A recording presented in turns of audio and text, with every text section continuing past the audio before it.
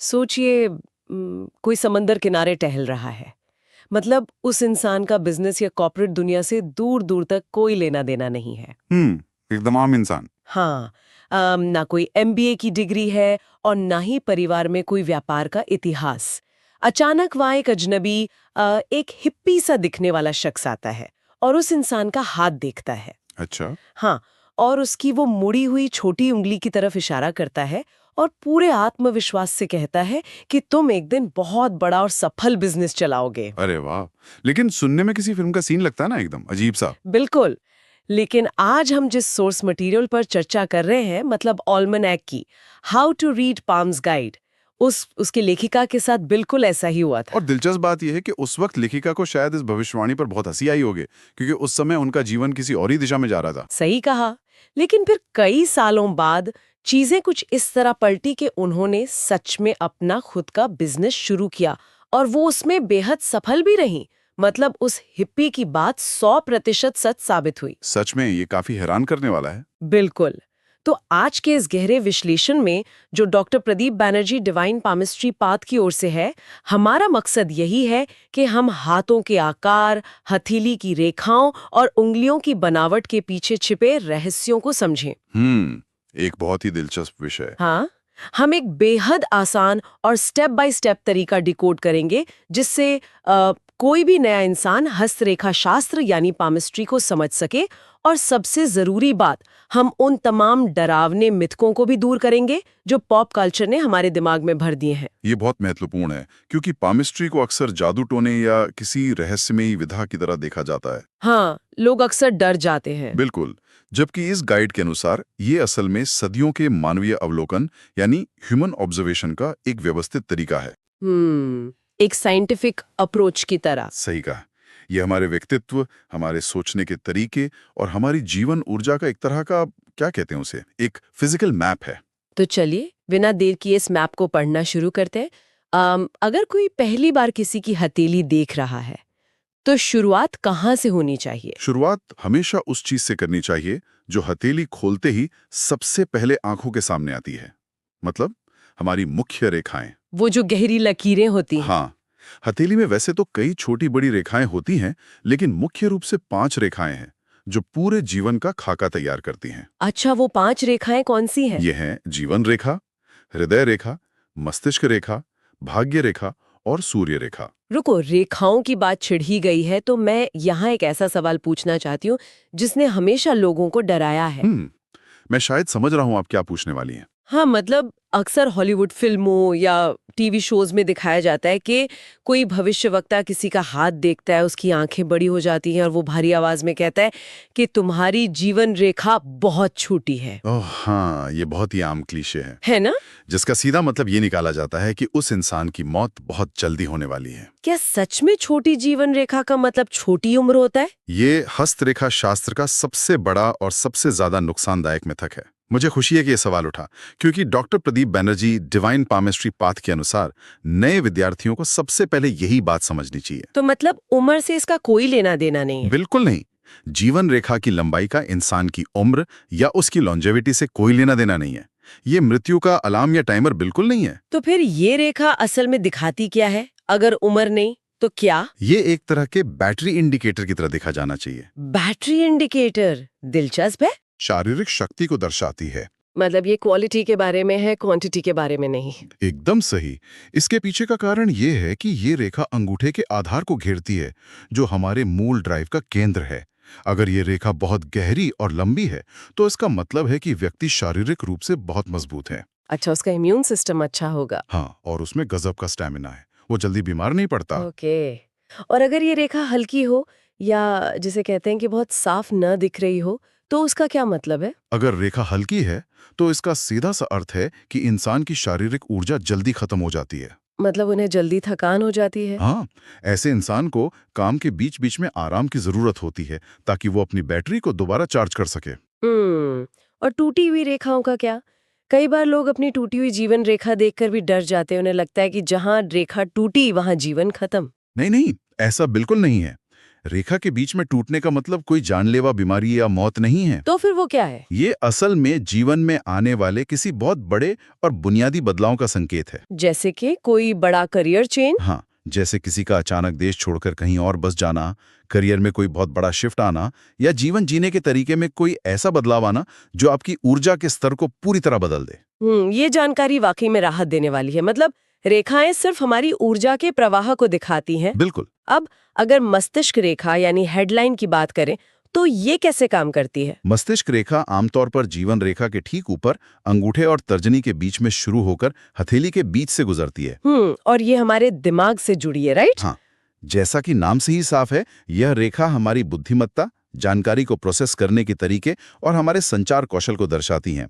इसमें सबसे ज्यादा ध्यान देने वाली बात इसका आकार है। आकार से आपका क्या मतलब है? मतलब अगर किसी की मस्तिष्क रेखा बिल्कुल सीधी है, एकदम एक स्केल की तरह, तो इसका मतलब है कि वो इंसान बहुत ही तार्किक या लॉजिकल है। मतलब ऐसे लोग हर चीज में डेटा, तथ्य और सबूत खोजते हैं। वो ख्याली पुलाव नहीं पकाते। सटीक कहा। उनकी सोच में एक तरह का स्ट्रक्चर होता है।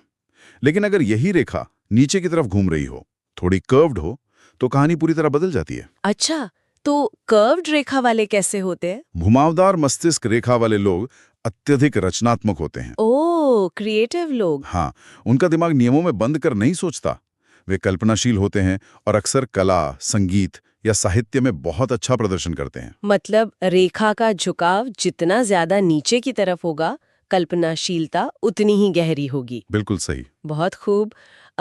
अब आते हैं हृदय रेखा पर, जो हमारी उंगलियों के ठीक नीचे होती है। इसे लेकर मेरे मन में एक बहुत ही अजीब सा सवाल आ रहा है। हाँ, पूछिए। अगर कोई ऐसा इंसान है जिसकी हृदय रेखा भी एकदम सीधी है, तो क्या वो स्टार ट्रेक वाले मिस्टर स्पॉक की तरह व्यवहार करेगा? मतलब पूरी तरह से लॉजिक पर चलने वाला इंसान जिसमें भावनाएं ना के बराबर हो? हाँ, ये तुलना बहुत ही सटीक है और इसका जवाब है हाँ। सच में? स्पॉक की तरह? हाँ, जिन लोगों की हृदय रेखा एकदम सीधी होती है, वो अपनी भावनाओं पर कड़ा नियंत्रण रखते हैं। वो रिश्तों में भी लॉजिक और दिमाग से फैसले लेते हैं। मतलब वो आसानी से रोते या भावुक नहीं होते? सही कहा। अगर कोई स्थिति भावनात्मक रूप से भारी है, तो भी वो एकदम स्पॉक की तरह शांत रहकर उसका विश्लेषण करेंगे। और अगर ये रेखा सीधी ना होकर ऊपर की तरफ जा रही हो तो? अगर हृदय रेखा ऊपर की तरफ उंगलियों की ओर घूम रही है, तो ऐसे लोग बेहद संवेदनशील और भावुक होते हैं। वो दुनिया को अपने दिल और अपनी भावनाओं के चश्मे से देखते हैं।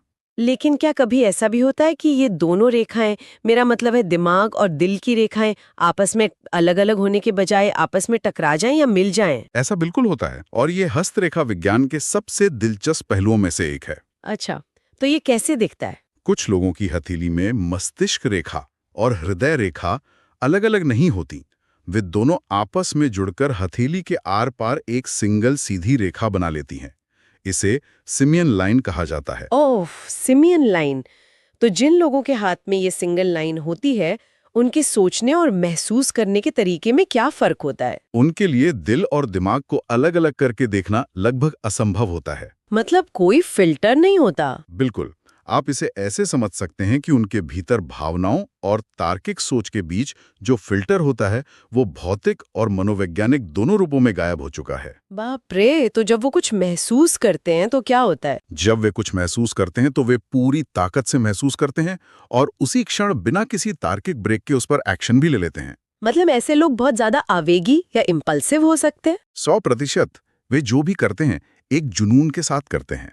इसी वजह से उनका व्यक्तित्व दुनिया की भीड़ से बहुत अलग और कई बार अपरंपरागत नजर आता है। वे नियमों की परवाह किए बिना अपनी बात रखते हैं। ये बहुत ही कमाल का विषय है। रेखाएं हमें ये बताती हैं कि हमारी ऊर्जा कैसी है, हम फैसले कैसे लेते हैं और हम महसूस कैसे करते हैं। बिल्कुल। लेकिन अगर हम हथेली को सिर्फ एक 2D कागज न मानकर उसे एक 3D मैप या टोपोग्राफिकल मैप की तरह देखें, तो ये रेखाएं तो उस मैप से बहने वाली नदियों की तरह हो गईं। बहुत उम्दा एनालॉजी है ये। धन्यवाद। पर किसी भी मैप का असली चरित्र तो उसके पहाड़ों और घाटियों से तय होता है ना? ये विषय को समझने के लिए एकदम सही नजरिया है। हथेली सिर्फ सपाट नहीं होती। हाँ, कुछ हिस्से उभरे हुए होते हैं। सही कहा। अगर हथेली को थोड़ा सा मोड़ा जाए या रोशनी में देखा जाए तो कुछ मांसल हिस्से उभरे हुए नजर आते हैं। पामिस्ट्री में हथेली के इन मांसल या उभरे हुए हिस्सों को माउंट्स या पर्वत कहा जाता है। और ये पहाड़ इंसान के बारे में क्या कहानी कहते हैं? हथेली में कुल 7 मुख्य माउंट्स होते हैं।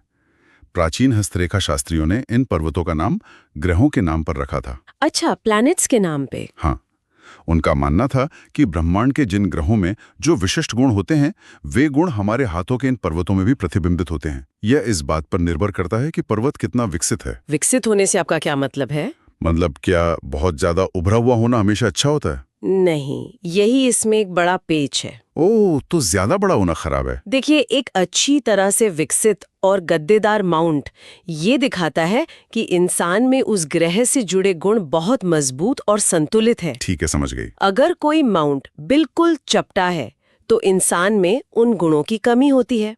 लेकिन अगर कोई माउंट जरूरत से ज्यादा उभरा हुआ है, यानी ओवर डेवलप्ड है, तो वे गुण इंसान पर हावी हो जाते हैं और नकारात्मक रूप ले लेते हैं। चलिए फिर एक एक करके इन 7 पर्वतों का मुआयना करते हैं।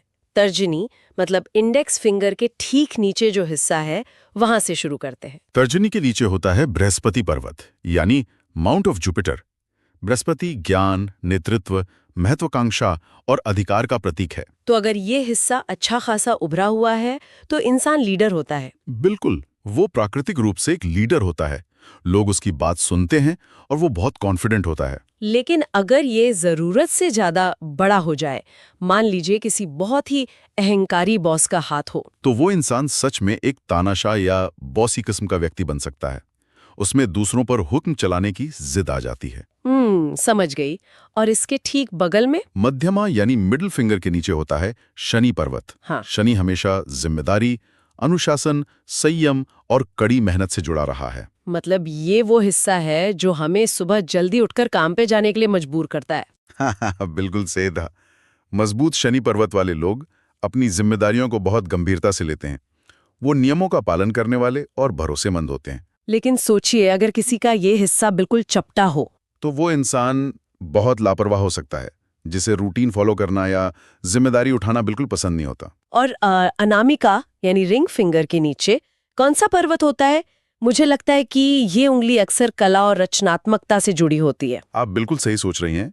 इसे सूर्य पर्वत या माउंट ऑफ अपोलो कहते हैं। अच्छा। यह सफलता, प्रसिद्धि, कलात्मक प्रतिभा और एक तरह की व्यक्तिगत चमक का क्षेत्र है। मजबूत सूर्य पर्वत वाले लोग जहां भी जाते हैं, ध्यान आकर्षित कर लेते हैं। तो जो बड़े कलाकार या पब्लिक फिगर्स होते हैं, उनका ये हिस्सा काफी विकसित होता होगा। हाँ, लेकिन अगर ये ओवर डेवलप्ड हो जाए तो इंसान में घमंड आ सकता है और वो हर वक्त सिर्फ अपनी ही तारीफ सुनना चाहता है, जिसे हम नार्सिसिज्म कहते हैं। बाप रे। और छोटी उंगली के नीचे का हिस्सा क्या कहता है? वो बुध पर्वत है। बुध मुख्य रूप से संवाद यानी कम्युनिकेशन और व्यापारिक कौशल का स्वामी है। तो अच्छे सेल्समैन के हाथ में ये उभरा हुआ होगा। बिल्कुल, मजबूत बुध पर्वत वाले लोग बातचीत करने में बहुत माहिर होते हैं। वो अच्छे वक्ता हो सकते हैं। वो बहुत जल्दी चीजों को समझते हैं। इसके बाद हथेली के बाहरी किनारे की तरफ बढ़ते हैं। वो जो छोटी उंगली से नीचे अंगूठे के ठीक विपरीत दिशा में जो बड़ा सा हिस्सा होता है, उसे चंद्र पर्वत या माउंट ऑफ लूना कहते हैं। चंद्रमा का संबंध हमेशा मन, भावनाओं और गहराई से रहा है। मतलब इंट्यूशन से। हाँ, यह हिस्सा इंसान की कल्पना शक्ति और अंतर्ज्ञान का केंद्र है। अगर ये पर्वत उभरा हुआ है तो इंसान बहुत भावुक होता है। उसकी कल्पना शक्ति बहुत विशाल होती है। मैंने सुना है ऐसे लोगों का सिक्स सेंस भी बहुत तेज होता है। बिल्कुल, अक्सर ऐसे लोगों में गजब की छठी इंद्री देखी जाती है। वे बिना किसी सबूत के चीजों को महसूस कर लेते हैं। और मंगल का क्या? मंगल तो हमेशा ऊर्जा, साहस और युद्ध का प्रतीक रहा है। हथेली में मंगल के एक नहीं बल्कि 2 पर्वत होते हैं, आंतरिक और बाहरी मंगल। अच्छा, 2 होते हैं? हाँ, आंतरिक मंगल अंगूठे और तर्जनी के बीच होता है और बाहरी मंगल हथेली के दूसरे किनारे पर बुध और चंद्र पर्वत के बीच। तो ये दोनों मिलकर क्या दर्शाते हैं? ये दोनों मिलकर इंसान की आक्रामकता, उसके साहस और उसके लड़ने के जज्बे को दर्शाते हैं। एक संतुलित मंगल पर्वत का मतलब है कि इंसान मुश्किल वक्त में हार नहीं मानता। लेकिन अगर ये जरूरत से ज्यादा उभरे हों तो इंसान बहुत जल्दी अपना आपा खो सकता है और झड़ालू प्रवृत्ति का हो सकता है। और अंत में अंगूठे के आधार पर जो सबसे बड़ा मासल हिस्सा होता है, जो हथेली का लगभग 1/3 हिस्सा घेरता है, वो क्या है? वो शुक्र पर्वत है। शुक्र हमेशा प्रेम, आकर्षण, कामुकता और जीवन का आनंद लेने की क्षमता का प्रतीक रहा है। तो ये लोग बहुत लग्जरी पसंद करने वाले होते हैं। हाँ, एक मजबूत शुक्र पर्वत वाला व्यक्ति जीवन से प्यार करता है।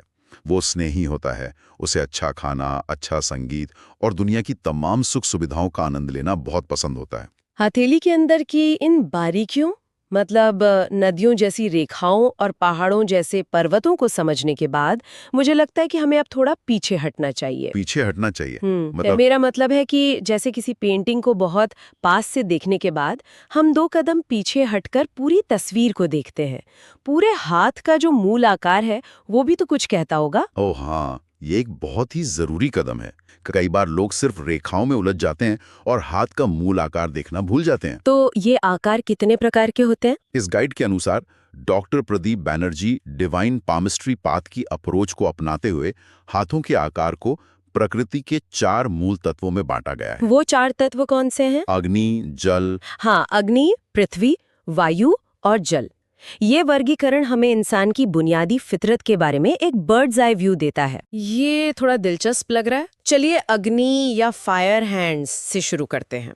इन्हें कैसे पहचाना जा सकता है? अग्नि हाथों की हथेली चौकोर या आयताकार होती है, लेकिन उनकी उंगलियां हथेली के मुकाबले काफी छोटी होती हैं। हथेली बड़ी और उंगलियां छोटी। हाँ, और हथेली अक्सर मांसल होती है। ये हाथ छूने में काफी गर्म महसूस होते हैं। ओ, आग की तरह गरम। बिल्कुल, आग की तरह ही ऐसे लोग बहुत ऊर्जावान होते हैं। वो प्राकृतिक लीडर होते हैं। उन्हें हमेशा कुछ नया करना होता है। वो जोखिम लेने से बिल्कुल नहीं डरते। लेकिन छोटी उंगलियों का क्या मतलब हुआ? उनकी छोटी उंगलियां ये दर्शाती हैं कि उनमें धैर्य की कमी है। वो बहुत जल्दी बोर हो जाते हैं और कई बार बिना सोचे समझे इम्पल्सिव फैसले ले लेते हैं। तो इसके विपरीत पृथ्वी या अर्थ हैंड्स कैसे होंगे?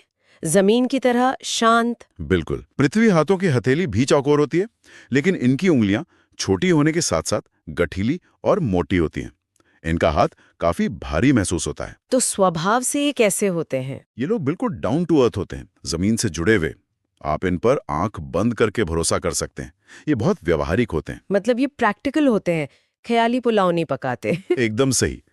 लेकिन जैसे जमीन अपनी जगह से नहीं हिलती, वैसे ही ये लोग कई बार बहुत ज्यादा जिद्दी हो सकते हैं। इन्हें बदलाव पसंद नहीं होता। अब वायु या एयर हैंड्स की पहचान क्या है? हवा तो हमेशा बहती रहती है। वायु हाथों की हथेली चौकोर या थोड़ी आयताकार होती है, लेकिन इनकी उंगलियां बहुत लंबी और पतली होती हैं।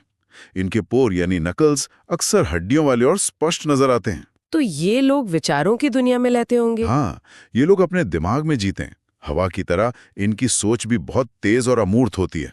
ये लोग बहुत ही बौद्धिक होते हैं। इन्हें बातें करना, डिबेट करना बहुत पसंद होता है। और अंत में जल या वाटर हैंड्स। पानी का आकार हमेशा उस बर्तन जैसा हो जाता है जिसमें उसे डाला जाए। तो इनके हाथ कैसे होते हैं? जल हाथों की हथेली लंबी और अंडाकार होती है और उंगलियां भी बहुत लंबी, पतली और बेहद नाजुक होती हैं। देखने में ये हाथ बहुत सुंदर और कलात्मक लगते हैं। और इनका स्वभाव? पानी की तरह ही ये लोग दूसरों की भावनाओं को बहुत जल्दी सोख लेते हैं। ये बहुत ही समानुभूति रखने वाले यानी एम्पैथिक और रचनात्मक होते हैं। अक्सर बहुत अच्छे कलाकार या हीलर्स के हाथ ऐसे ही होते हैं। लेकिन क्या पानी की तरह ये अनप्रिडिक्टेबल भी होते हैं? हाँ, क्योंकि ये भावनाओं के समंदर में गोते लगाते रहते हैं, इसलिए ये कभी-कभी बहुत मूडी भी हो सकते हैं। यहाँ मेरे मन में एक बहुत ही तार्किक सवाल आ रहा है। पूछिए। मान लीजिए कोई विज्ञान में विश्वास रखने वाला इंसान कहता है कि उसे इन अग्नि, पृथ्वी, वायु, जल के सिद्धांतों पर कोई भरोसा नहीं है। तो क्या सच में किसी इंसान के हाथ का भौतिक आकार उसके मनोविज्ञान से मेल खाता है? ये सवाल बहुत लाजमी है। मेरा मतलब है, क्या इसके पीछे कोई वैज्ञानिक आधार है या ये सिर्फ एक प्राचीन अंधविश्वास है? देखिए, पामिस्ट्री को हमें किसी जादू की तरह नहीं देखना चाहिए। ये प्रणाली असल में इंसान के व्यक्तित्व को भौतिक रूप से श्रेणीबद्ध करने के एक प्राचीन और फिनोमेनोलॉजिकल तरीके पर आधारित है। फिनोमेनोलॉजिकल मतलब ऑब्जर्वेशंस पर आधारित? बिल्कुल। सदियों तक दुनिया भर के विचारकों ने लाखों हाथों का अवलोकन किया और पाया कि विशिष्ट शारीरिक बनावट वाले लोगों में कुछ खास मनोवैज्ञानिक प्रवृत्तियां होती हैं। अच्छा, तो ये एक डेटा कलेक्शन की तरह है। हाँ, लंबी उंगलियों वाले लोग अक्सर बारीक काम पसंद करते हैं, जबकि छोटी उंगलियों वाले तेज गति से काम करते हैं। तो ये जो 4 तत्व हैं, ये कोई रहस्य नहीं है, बल्कि इंसान के व्यवहार के उन पैटर्न्स को समझाने के लिए इस्तेमाल की गई एक रूपक भाषा है। इसका मतलब है कि हम असल में सदियों के डेटा और मानवीय व्यवहार के पैटर्न को पढ़ रहे हैं। एकदम सही। मूल आकार और तत्वों को समझने के बाद अब हमें हथेली के सबसे आगे के हिस्से की तरफ बढ़ना चाहिए, यानी हमारी उंगलियां और अंगूठा। ये बाहरी हिस्से हमारे फैसले लेने की क्षमता के बारे में क्या नया बताते हैं? उंगलियां हमारे विचारों के विस्तार की तरह है। उंगलियों की लंबाई ये तय करती है कि कोई इंसान जानकारी को कैसे प्रोसेस करता है। तो अगर किसी की उंगलियां लंबी है तो? अगर किसी की उंगलियां लंबी है तो वो व्यक्ति स्वभाव से बहुत धैर्यवान और विस्तार उन्मुख होता है। वो हर चीज को करीब से परखता है। उसे जल्दबाजी बिल्कुल पसंद नहीं। और अगर छोटी उंगलियां हों? इसके विपरीत छोटी उंगलियों वाले लोग बिग पिक्चर देखने में माहिर होते हैं। वो हमेशा जल्दी में रहते हैं। उन्हें छोटी छोटी बारीकियों में उलझना पसंद नहीं। वो सीधा परिणाम चाहते हैं। और अंगूठे का क्या महत्व है? पामिस्ट्री में तो शायद अंगूठे को पूरे हाथ का सबसे महत्वपूर्ण हिस्सा माना जाता है। इसमें कोई शक नहीं है। बिना अंगूठे के इंसान कुछ पकड़ नहीं सकता। उसी तरह पामिस्ट्री में अंगूठा इंसान की इच्छा शक्ति और उसकी आंतरिक ताकत का सीधा प्रतीक है। तो लंबा अंगूठा क्या दर्शाता है? एक लंबा और मजबूत अंगूठा ये दिखाता है कि व्यक्ति में गजब की नेतृत्व क्षमता है और वो अपने फैसलों पर डटा रह सकता है। लेकिन अंगूठे में एक और बहुत जरूरी चीज देखी जाती है, उसका लचीलापन। लचीलापन मतलब जब हम हाथ खोलते हैं तो अंगूठा पीछे की तरफ कितना मुड़ सकता है? बिल्कुल। अगर अंगूठा बहुत लचीला है और आसानी से पीछे की तरफ एक कर्व बना लेता है तो ये दर्शाता है कि इंसान मानसिक और भावनात्मक रूप से बहुत अडेप्टेबल है। मतलब वो सिचुएशन के हिसाब से खुद को ढाल लेता है। हाँ, वो समय और हालात के अनुसार खुद को ढाल सकता है, नई परिस्थितियों को जल्दी स्वीकार कर लेता है।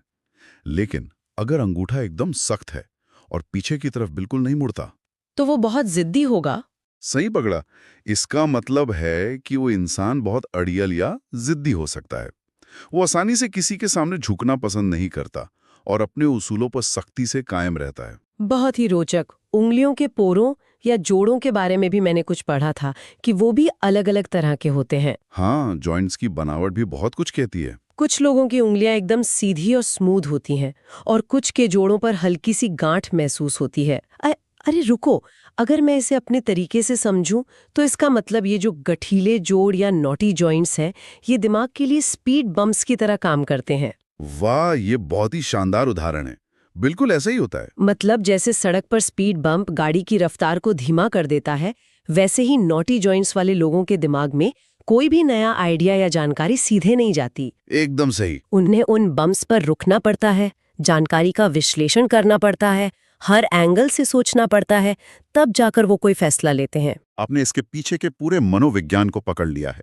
और इसके विपरीत, जिनके जोड़ बिल्कुल स्मूथ होते हैं, उनके दिमाग में कोई स्पीड बम्प नहीं होता। तो वो बस चलते जाते हैं। हाँ, वे जानकारी को बिना किसी रुकावट के प्रोसेस करते हैं। ऐसे लोग बहुत जल्दी आगे बढ़ते हैं। वे अपनी गट फीलिंग या अंतर्ज्ञान पर ज्यादा भरोसा करते हैं और गो विद द फ्लो में यकीन रखते हैं। लेकिन इसमें एक पेच है। वो क्या? मान लीजिए किसी इंसान का हाथ अग्नि तत्व वाला है, मतलब वो बहुत इम्पल्सिव और ऊर्जावान है, लेकिन उसके उंगलियों के जोड़ गठीले हैं जो विश्लेषण करने का इशारा करते हैं। तो ये तो एकदम विरोधाभासी हो गया ना। यही तो इस पूरी विधा की खूबसूरती है। इंसान का व्यक्तित्व कभी भी एक तरफा नहीं होता। हम सब विरोधाभासों से भरे हुए हैं। मतलब ये दोनों गुण एक साथ मौजूद हो सकते हैं। बिल्कुल। अगर किसी के पास फायर हैंड और नॉटी जॉइंट्स दोनों हैं तो इसका मतलब है कि उसमें आग जैसी ऊर्जा तो है, उसे नई चीजें शुरू करने का जुनून तो है, लेकिन वो बिना सोचे समझे कुएं में नहीं कूदेगा। वो सोच समझ कर रिस्क लेगा। हाँ, वो अपनी ऊर्जा को एक विश्लेषणात्मक तरीके से इस्तेमाल करेगा।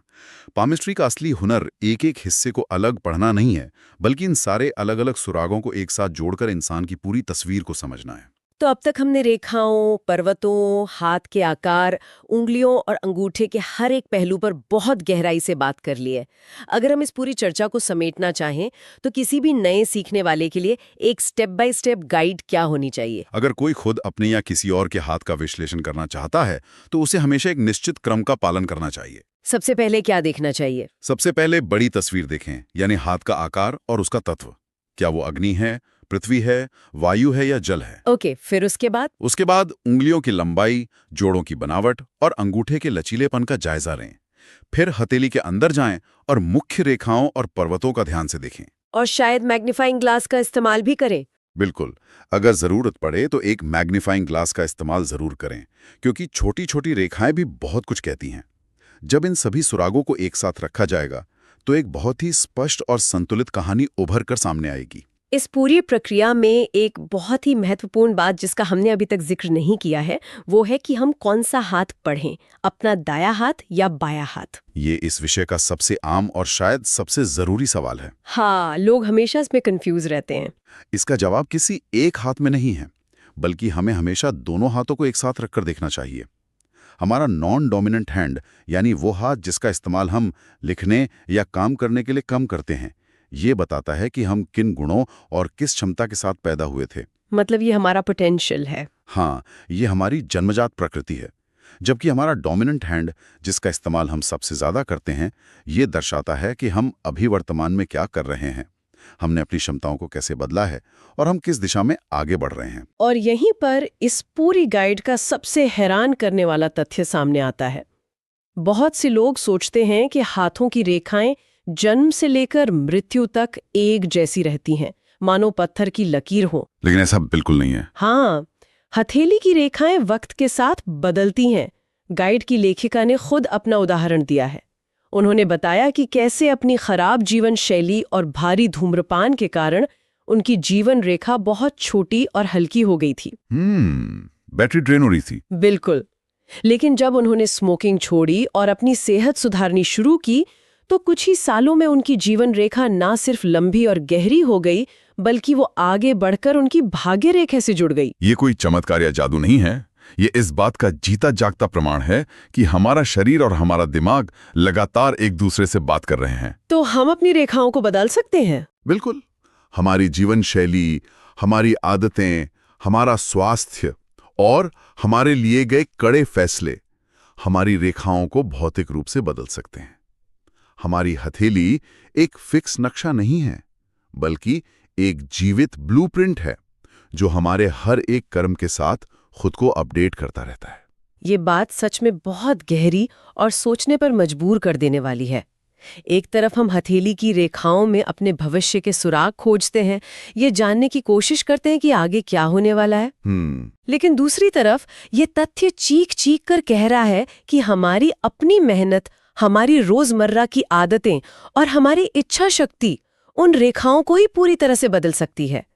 तो अंत में एक बहुत ही विचारोत्तेजक सवाल जो मैं छोड़ना चाहती हूँ। जी बिल्कुल। अगर इंसान का संघर्ष, उसकी आदतें और उसकी जीवन शैली सच में हथेली की इन लकीरों को बदल सकती हैं, तो क्या सच में भाग्य इंसान के हाथों में पहले से लिखा हुआ कोई कठोर पन्ना है जिसे सिर्फ पढ़ा जा सकता है?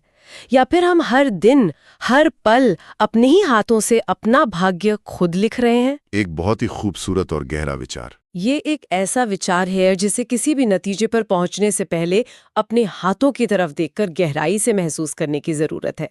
इसी विचार के साथ आज के इस गहरे विश्लेषण को यहीं विराम देते हैं। उम्मीद है ये चर्चा आपको पसंद आई होगी।